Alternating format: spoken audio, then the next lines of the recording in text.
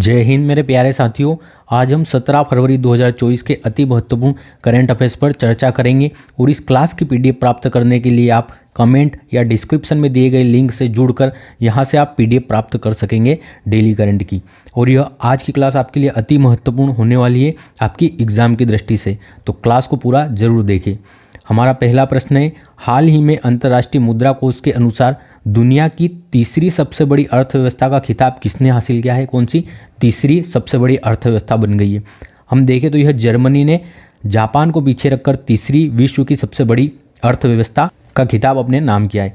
इसे कौन जारी करता है? तो IMF इंटरनेशनल मॉनेटरी फंड यह रिपोर्ट जारी करता है ग्लोबल इकोनॉमिक आउटलुक के नाम से। किस नाम से जारी करता है? Global economic outlook. तो ये आपसे पूछा जा सकता है कि ग्लोबल इकोनॉमिक आउटलुक कौन जारी करता है? तो IMF जारी करता है। अगर हम देखें GDP तो सर्वाधिक पहले स्थान पर कौन सा है? USA, दूसरे स्थान पर चाइना और तीसरे स्थान पर आ गया है जर्मनी, चौथे स्थान पर है जापान और पांचवें सबसे बड़ी विश्व की अर्थव्यवस्था है भारत की।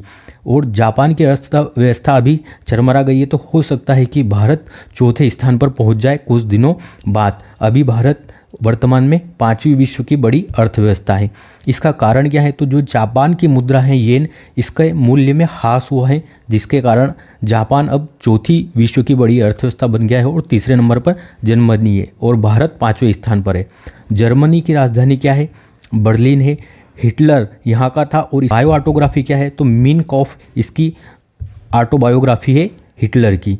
संविधान यहाँ का वाइमर संविधान से हमने लिया है कि जो हमारे यहाँ आपातकाल लगता है अनुच्छेद 352, अनुच्छेद 356 और अनुच्छेद 360 में, तो जो हमारे फंडामेंटल राइट है, जो हमारे मूल अधिकार है, वो निलंबित हो जाते हैं। लेकिन दो ऐसे अनुच्छेद है जो कभी भी निलंबित नहीं हो सकते। एक अनुच्छेद 20 और एक अनुच्छेद 21। जो 21 है यह आपकी प्राण एवं दैहिक स्वतंत्रता से संबंधित है। ये दो आर्टिकल अनुच्छेद कभी भी निलंबित नहीं हो सकते किसी भी आपातकाल के दौरान।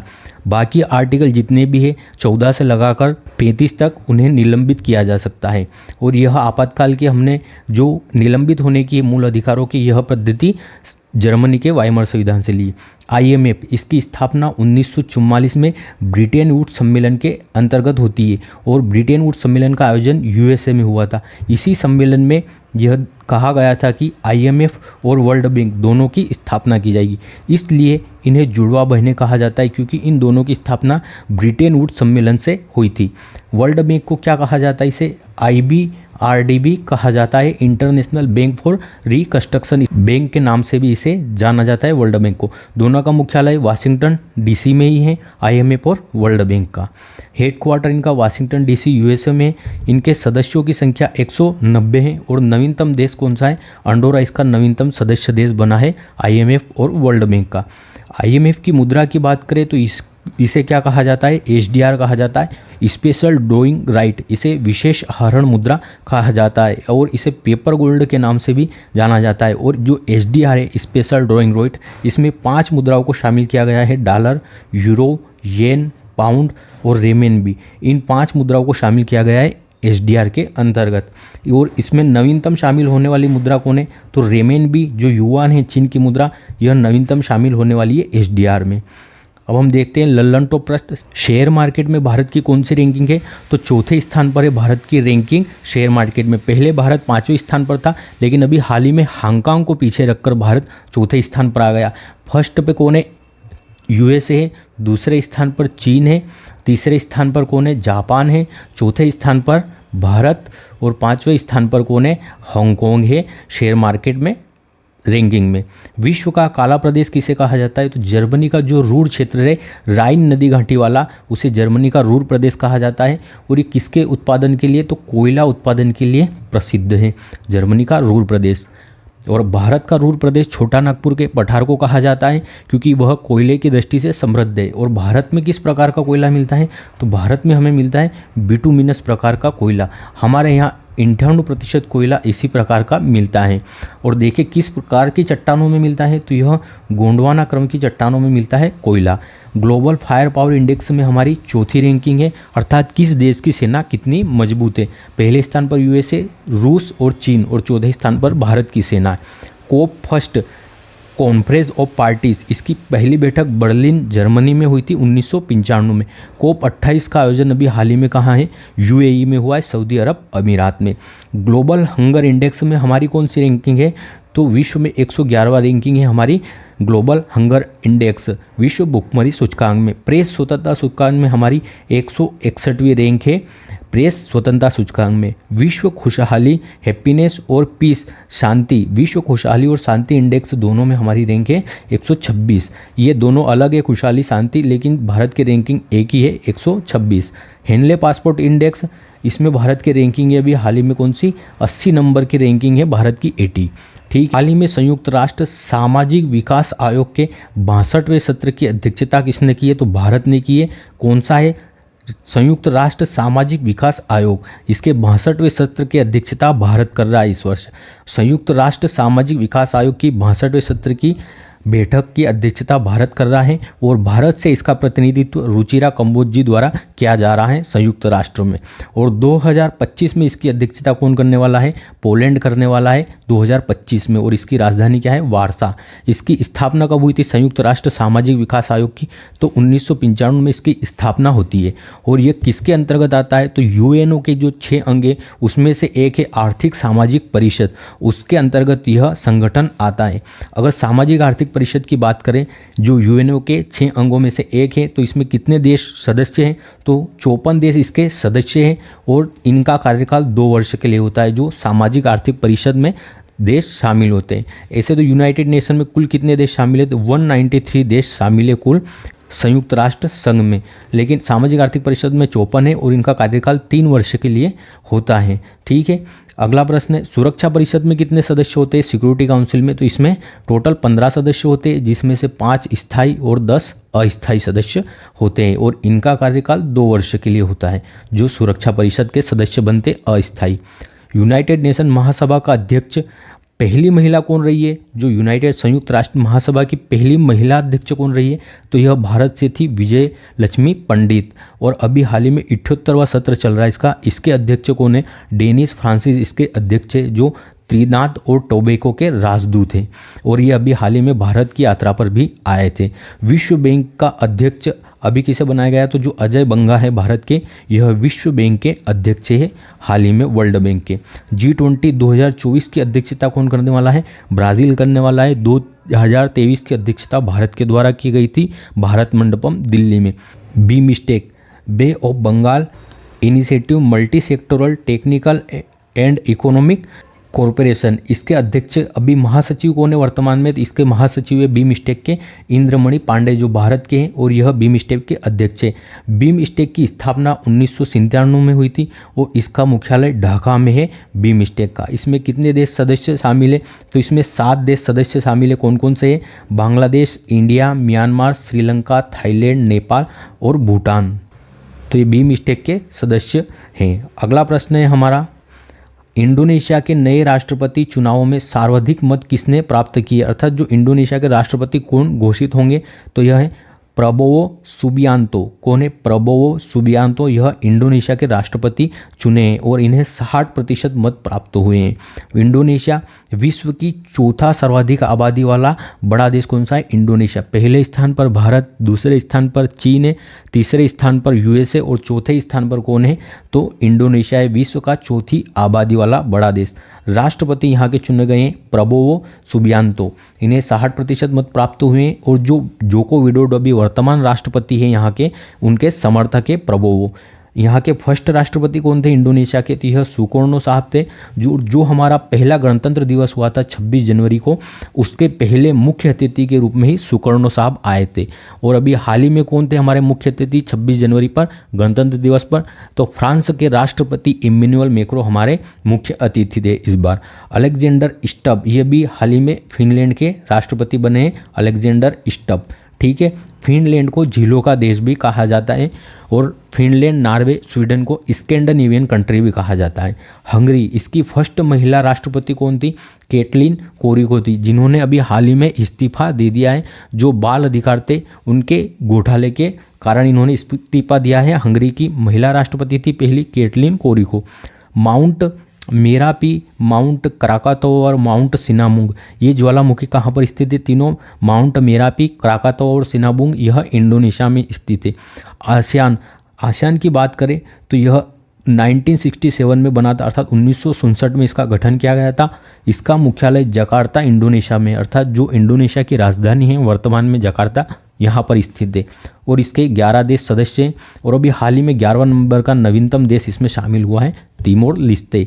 इंडोनेशिया की नई राजधानी बनाने की क्या घोषणा है? तो न्यू संतारा को भविष्य में राजधानी बनाई जाएगी इंडोनेशिया की, जो कि बोर्नियो द्वीप पर स्थित होगी। मेरे साथियों, ये आपके लिए कि जीवन लंबा होने की बजाय महान होना चाहिए, यह सीख हम हमारे विवेकानंद जी से ले सकते। उनका जीवन बहुत अल्प रहा है लेकिन जीवन बहुत महान जिया है उन्हें। तो जीवन कितना जिया इससे कोई फर्क नहीं पड़ता है, लेकिन आपने जीवन कैसा जिया इससे फर्क पड़ता है कि जीवन में आप कैसा जी के गए हैं। तो इसलिए बेहतर जीवन जीने की सोचें, अपने लक्ष्य को प्राप्त करने के लिए निरंतर मेहनत करते रहें, आपको जरूर एक दिन आपके लक्ष्य की प्राप्ति होगी।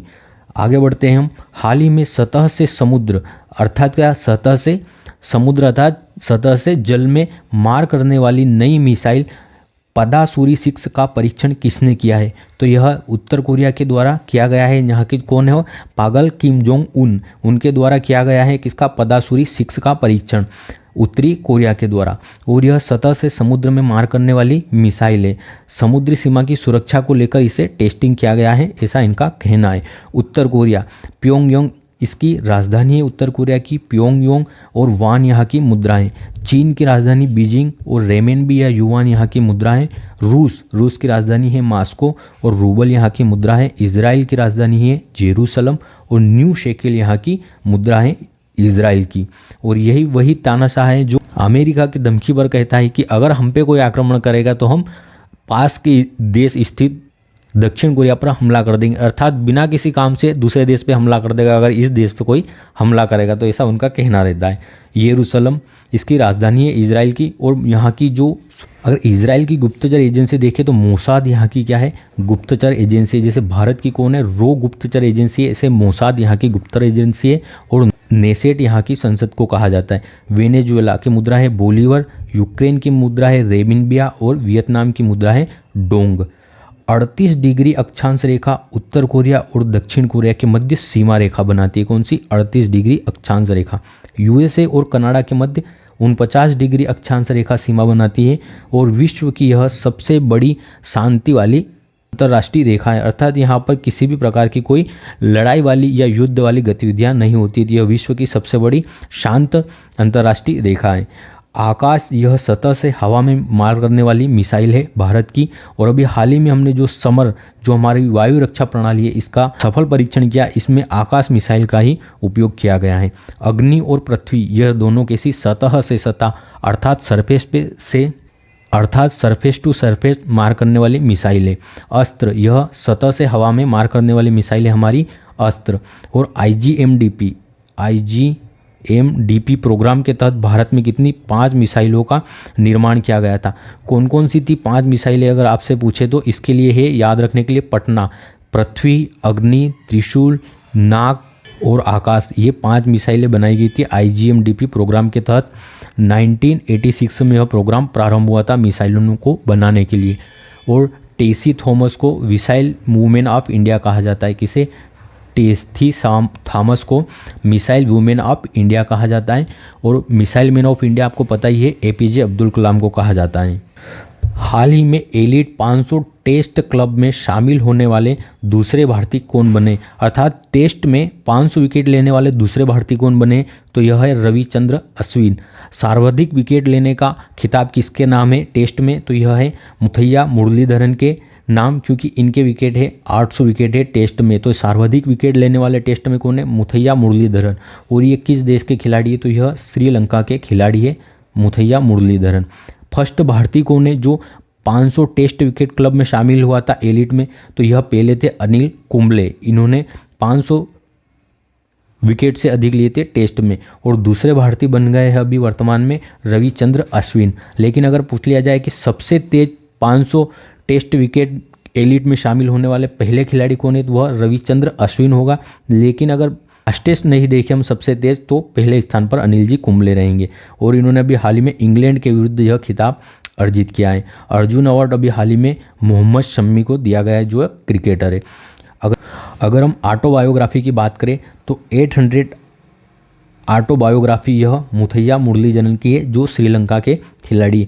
नो पेन यह शेन वॉन की पुस्तक है। अनिल कुंबले की है वाइट एंगल, क्या है वाइट एंगल, अनिल जी कुंबले की है। The test of my life Yuvraj Singh, playing it my way Sachin दी Tendulkar, a century is not enough यह सौरभ गांगुली, और सनी डेज यह सुनील गावस्कर की पुस्तक है। Believe Suresh Raina, straight from the heart यह कपिल देव की पुस्तक है। और 1986 में इन्हीं की कप्तानी में भारत ने वर्ल्ड कप जीता था पहली बार। अगला प्रश्न है, हाल ही में भारतीय रिजर्व बैंक ने किस पड़ोसी देश के साथ यूपीआई जोड़ने के लिए समझौता किया है? तो यह नेपाल के साथ किया है। आरबीआई ने यूपीआई अर्थात यूनिफाइड पेमेंट इंटरफेस, यह समझौता नेपाल के साथ किया है आरबीआई ने, और यह इंस्टेंट पेमेंट की एक मेथड है यूपीआई। ये एग्रीमेंट हुआ है नेपाल के साथ, और नेपाल की जो संस्था है वो क्या है, जैसे भारत की आरबीआई है ऐसे नेपाल की नेपाल राष्ट्रीय बैंक, इसके साथ यह एग्रीमेंट हुआ है। और यहाँ पर चलता है क्या, एनपीआई अर्थात नेशनल पेमेंट इंटरफेस के नाम से यह यूपीआई चलता है नेपाल में। और इसका उद्देश्य है सीमा पार लेन देन को बढ़ाना, अर्थात जो कैशलेस को बढ़ावा देना सीमा के बाहर भी भारत की। आरबीआई से संबंधित कुछ फैक्ट देखें तो इसका गठन किस आयोग की अनुशंसा पर हुआ था? तो यंग हिल्टन या शाही आयोग की अनुशंसा पर किया गया था। इसके लिए 1934 का एक्ट आया था, और इसकी स्थापना 1 अप्रैल 1935 को हुई थी इस एक्ट के द्वारा। इसका हेडक्वार्टर वर्तमान में मुंबई में है, लेकिन प्रारंभ में इसका कोलकाता में मुख्यालय था। इसके लोगों पर हमें ताड़ का वृक्ष और बंगाल टाइगर देखने को मिलता है। इसके फर्स्ट गवर्नर कौन थे? ओसबोर्न स्मिथ इसके फर्स्ट गवर्नर थे। लेकिन भारतीय फर्स्ट गवर्नर कौन रहे इसके? सीडी देशमुख जी। और वर्तमान में हमारे गवर्नर है शक्तिकांत दास जी। और इसका राष्ट्रीयकरण कब किया गया? तो 1 जनवरी 1949 को इसका राष्ट्रीयकरण कर दिया गया था आरबीआई का। यूपीआई को लागू करने वाला पहला अरब देश कौन है अपने यहाँ? तो अभी हाल ही में यूएई संयुक्त अरब अमीरात में यूपीआई लागू किया है, तो पहला अरब देश यूएई है। और यूपीआई को लागू करने वाला फर्स्ट यूरोपीय देश कौन सा है? तो यह फ्रांस है, पहला यूरोपीय देश जिसने अपने यहाँ यूपीआई को लागू किया है। कहाँ पे? एफिल टावर पे जो आप एंट्री के लिए वहाँ पर जो राशि का भुगतान करेंगे उसमें आप यूपीआई यूज़ कर सकते हैं। यूपीआई पड़ोसी देश कौन से? 2 देशों में भी हाल ही में श्रीलंका और मॉरिशस में भी यूपीआई को लागू किया है। यूपीआई के पड़ोसी देश लागू करने वाले कौन है? श्रीलंका और मॉरिशस। यूपीआई कब लॉन्च हुआ था? तो इसे national payment corporation of India, national payment corporation of India, यह फुल फॉर्म आपके लिए महत्वपूर्ण है, इसके द्वारा लॉन्च किया गया था 2016 में यूपीआई। खेल और खिलाड़ी, अब कुछ प्रमुख खेल और उनमें कितने खिलाड़ियों की संख्या रहती है यह हम देख लेते हैं। बेसबॉल और खो खो, अगर इन दोनों में आप देखोगे तो 9 खिलाड़ियों की संख्या होती है खेलने में। वाटर पोलो में कितनी होती है? 7 खिलाड़ी होते हैं। अगर और केवल पोलो में पूछ लिया जाए तो पोलो में कितने होते हैं हमारे? 4 खिलाड़ी होते हैं। ठीक है, यह याद रखना, वाटर पोलो में 7 और पोलो में 4। कबड्डी, नेटबॉल और हॉकी, कबड्डी और नेटबॉल इनमें दोनों में भी कितने होते हैं? 7 खिलाड़ी होते हैं कबड्डी और नेटबॉल। हॉकी, फुटबॉल और क्रिकेट, इन तीनों गेम में कितने? 11 खिलाड़ी होते हैं। हॉकी, फुटबॉल और क्रिकेट में 11 खिलाड़ी। वॉलीबॉल में कितने खिलाड़ी होते हैं? इसमें 6 खिलाड़ी होते हैं। और बास्केटबॉल में कितने? 5 खिलाड़ी होते हैं खेलने में। अगला प्रश्न है हमारा, हाल ही में सरकारी ई मार्केट प्लेस से 1 लाख करोड़ रुपए से अधिक की खरीदारी करने वाला पहला मंत्रालय कौन बना है? किससे खरीदारी हुई है? ई मार्केट प्लेस से 1 लाख करोड़ की खरीदारी हुई है, तो यह पहला मंत्रालय बना है हमारा रक्षा मंत्रालय। यह एक ई मार्केट प्लेस से, अर्थात जैसे ऑनलाइन पर हम अमेज़ॉन फ्लिपकार्ट से खरीदते हैं, ऐसे ही यह एक सरकार का प्लेटफॉर्म है जहाँ पर जो मंत्रालय हैं अगर उसे कोई इक्विपमेंट, कोई उपकरण खरीदना है तो वह यहाँ पर अपनी पोस्ट करेगा, और जो भी निर्माण करता है वह सरकार से यहाँ बताएंगे कि हम इतनी धनराशि में इसका निर्माण कर देंगे। तो यह मार्केट एक बनाया गया है सरकार के द्वारा, ई मार्केट प्लेस। इसका GEM कहते हैं, इसका फुल फॉर्म है गवर्नमेंट ई मार्केट प्लेस, और यह 2016 में लॉन्च हुआ था। और यह एक ऑनलाइन मंच है सरकार का। और इसमें किसे बढ़ावा दिया जाता है? तो जो हमारा आत्मनिर्भर भारत की जो हमारी प्लानिंग है उसे बढ़ावा दिया जाता है, अर्थात जो भारतीय सूक्ष्म लघु और मध्यम उद्योग है यहाँ से सामान खरीदे जाते हैं इनके द्वारा, किसी भी मंत्रालय के द्वारा। तो उद्योगों को आत्मनिर्भर बनाने के लिए यह प्रोग्राम है सूक्ष्म लघु और मध्यम उद्योगों को। और इससे क्या आत्मनिर्भर भारत में वृद्धि होगी, भ्रष्टाचार में कमी आएगी, क्योंकि सीधा ऑनलाइन संपर्क होगा जो निर्माता है उससे, तो भ्रष्टाचार में कमी आएगी और लागत में भी कमी आएगी। जो कम लागत पर अच्छा उपकरण बना के देगा उससे ही खरीदेगी सरकार। तो इसका ये उद्देश्य है गवर्नमेंट ई मार्केट प्लेस का। यह रक्षा मंत्रालय पहला ऐसा मंत्रालय बना है जिसने 1 लाख करोड़ रुपए की खरीदारी की है यहाँ से। और इसमें से 50% जो है इसने केवल MSME जो लघु मध्यम स्रोत के उद्योग है उनसे खरीदारी की है 50%। मेपल सेप ब्लैक स्पॉटों को दर्शाने वाला देश का पहला राज्य कौन सा है? ब्लैक स्पॉट अर्थात जो एक्सीडेंट प्रभावित क्षेत्र हैं उन्हें पंजाब के द्वारा अभी हाल ही में एक मेपल्स ऐप लॉन्च किया गया है, और जो दुर्घटना से संभावित क्षेत्र है वहाँ पर ब्लैक स्पॉट के रूप में उन्हें दर्शाया जाएगा। ऐसा करने वाला यह देश का पहला राज्य बना है। भारतीय सेना ने सदा तंसिक अभ्यास किसके साथ किया है? यह फर्स्ट बार आयोजित हुआ है, इसलिए महत्वपूर्ण है सदा तंसिक। तो यह इंडिया और सऊदी अरब के मध्य हुआ है पहली बार सदा तंसिक युद्धाभ्यास। अगला प्रश्न है, हाल में वृक्षारोपण में सामुदायिक भागीदारी को प्रोत्साहित करने के लिए वन मित्र योजना किसने प्रारंभ की है? तो यह हरियाणा सरकार द्वारा प्रारंभ की गई है वन मित्र योजना, अर्थात आपको वृक्ष लगाने से यहाँ पर पैसे मिलेंगे। वायुदूत पहले किसने लॉन्च की थी? तो यह मध्य प्रदेश ने की थी, लेकिन वन मित्र योजना यह हरियाणा के द्वारा की गई है। इसमें प्रावधान है कि जो गैर वन क्षेत्र है जहाँ पर कम वन है वहाँ पर वृक्षारोपण को बढ़ावा देना। और किस आधार पर? तो जो सामुदायिक आधार है, अर्थात स्थानीय स्तर के लोगों के मदद से इसको बढ़ावा देना है सामुदायिक भागीदारी से। और वृक्षारोपण में इसमें कहा गया है कि अगर आप एक वृक्ष लगाते हैं और वह 1 वर्ष तक रक्षा करते हैं तो आपको एक वृक्ष के लिए 30 रुपये का पेमेंट करेगी सरकार। और इसके बाद भी जितने लंबे समय तक वह रहेगा उसके हिसाब से, और आगे आपको 5, 10, 15 रुपये के हिसाब से आपको पेमेंट करती रहेगी सरकार। आपको 30 रुपये प्रति पेड़ इसमें रखा गया है। और किसने? हरियाणा सरकार ने वन मित्र योजना के तहत। पेड़ों के लिए पेंशन देने वाला पहला राज्य भी कौन सा है? तो यह भी हरियाणा ही था। अब आगे देखते हैं हम अगला प्रश्न, भारत की पहली हेलीकॉप्टर आपातकालीन चिकित्सा सेवा कहाँ प्रारंभ हुई है? हेलीकॉप्टर आपातकालीन सेवा यह उत्तराखंड में प्रारंभ हुई है। Helicopter emergency medical service HEMS यहाँ पर, यह भारत की पहली हेलीकॉप्टर इमरजेंसी मेडिकल सर्विस प्रारंभ करने वाली है। और इसका उद्घाटन ज्योतिराव सिंधिया द्वारा किया गया है ऋषिकेश में एम्स में। अर्थात यहाँ कोई दुर्घटना होती है तो यहाँ पर रेस्क्यू किया जाएगा हेलीकॉप्टर के माध्यम से, अगर दुर्गम क्षेत्र में होगा तो। ज्योतिराज सिंधिया द्वारा इसका उद्घाटन किया गया है ऋषिकेश एम्स उत्तराखंड में। और 150 किलोमीटर क्षेत्र में कोई दुर्घटना होती है तो वहाँ पर तुरंत राहत कार्य किया जाएगा एक्सीडेंट के बाद। और जो 1 हॉर्स होता है, अर्थात जो पहला घंटा होता है एक्सीडेंट के बाद, उसे गोल्डन हॉर्स कहा जाता है। अर्थात अगर इस 1 घंटे के बीच में अगर एक्सीडेंट वाले व्यक्ति को हॉस्पिटल पहुंचाया जाए तो उसके बचने के चांस बहुत अधिक होते हैं, इसलिए इसे गोल्डन आवर भी कहा जाता है। फर्स्ट कार्टोग्राफी संग्रहालय, अर्थात जो मैपिंग होती है उसके लिए फर्स्ट कार्टोग्राफी संग्रहालय कहाँ पर बना है? तो यह भी उत्तराखंड में बना है मैपिंग के लिए। 4 मीटर लिक्विड मिरर टेलीस्कोप कहाँ पर हाल ही में लगाया गया है? तो यह उत्तराखंड में लगाया गया है। 4 मीटर लिक्विड मिरर टेलीस्कोप है, यह उत्तराखंड में स्थापित किया गया है। देहरादून इसकी राजधानी है, जहाँ पर भारतीय वन सर्वेक्षण विभाग का मुख्यालय है। और यह 2 वर्ष में रिपोर्ट जारी करता है, वन सर्वेक्षण रिपोर्ट। कौन? भारतीय वन सर्वेक्षण विभाग, जो देहरादून में स्थित है। अगला प्रश्न है हमारा, हाल ही में भारतीय रेलवे खान पान और पर्यटन निगम लिमिटेड के चेयरमैन और MD पद पर किसे नियुक्त किया गया है?